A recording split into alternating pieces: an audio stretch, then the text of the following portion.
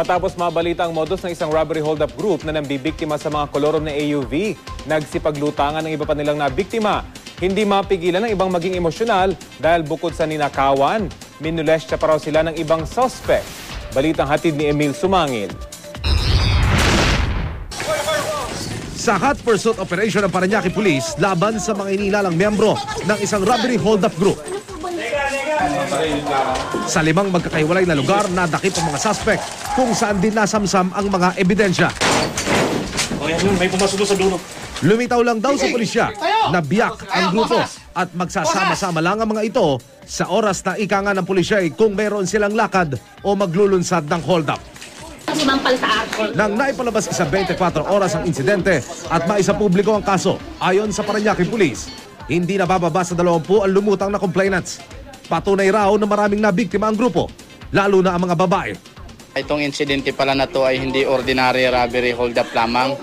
Dito namin nalalaman na talagang itong pangmumulisya nila, pananakit sa biktima, yun ang ikinagulat namin.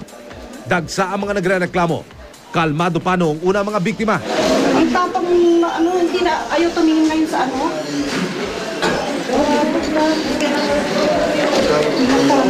Kayo ayaw niyo magtrabaho ng maayos. Mahapastos kayo. Pero nang magdatingan ng ibang nabiktima, hindi nila napigilan ang kanilang emosyon. Oh, bakit tumilang? Ano ginawa mo sa kapatid ko? Ano po ka sa akin? Bakit tama na, sir? Ma'am, tama na po, ma'am. Tama na po, may pulis na po, may pulis na po. Tama na po, may pulis na po. Tama na po. Alam niyo po ba kung anong nararanasan niya ngayon? Hindi lang mo. Ha? Alam mo kung anong nararanasan niya ngayon? Gago ka? Pati anak niya, piktado?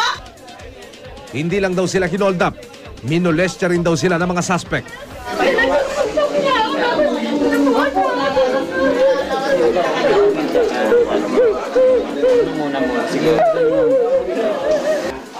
Hindi lang robbery hold up po.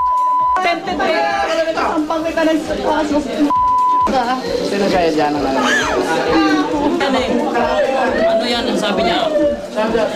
Hirap o sarap? Oo! Yan yung sinasabi niya. Napipili ba niya ako? Nasa pulis na yan, nasa pulis na. Pati ang 3 babaeng kasamang naaresto ng 6 na lalaki. Malaki rin daw ang papel at nananakit pa ng kapwa babae. Kaya nang makaharap nila ang mga biktima. Ay, sige na. Tama na po. Pakita mo na lang mukha mo, sige na. Panawagan sa iba pang biktima ng pulisya magsampa pa ng reklamo para lalong lumakas ang kaso. Emil Sumangil, GMA News.